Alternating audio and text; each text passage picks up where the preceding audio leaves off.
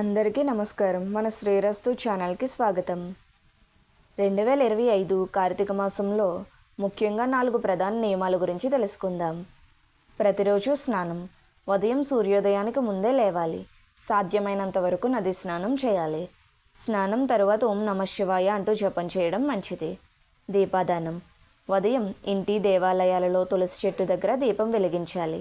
సాయంత్రం రాత్రికి ముందు దీపం వెలిగించి ప్రార్థన చేయాలి. సోమవారం మరియు శనివారం రోజులు దీపారాధన ప్రత్యేకంగా చేయాలి. శివారాధన. ప్రతిరోజు ఓం నమః శివాయ అంటూ కనీసం 108 సార్లు జపం చేయాలి. శివలింగం వద్ద పూసలు, నైవేద్యం, పంచామృతం సమర్పించాలి. సోమవారం రోజు శివపూజ అత్యంత శుభప్రదం. తులసి పూజ. ఉదయం తులసి చెట్టుకు నీరు పోసి పూలు సమర్పించాలి. సాయంత్రం దీపం వెలిగించాలి. నవంబర్ 10, 11 తులసి వివాహం వేడుకల్లో భాగమై ఉంటుంది. అదనపు సూచనలు. ఆహారం. సాత్విక ఆహారం తీసుకోవాలి. నియమాలు. కోపం, అబద్ధం, ఇతరుల నింద, అసహనం మానాలి. పుణ్యకర్మలు. అన్నదానం, దీపాదానం, దుస్తుల దానం చేయడం శ్రేష్టం.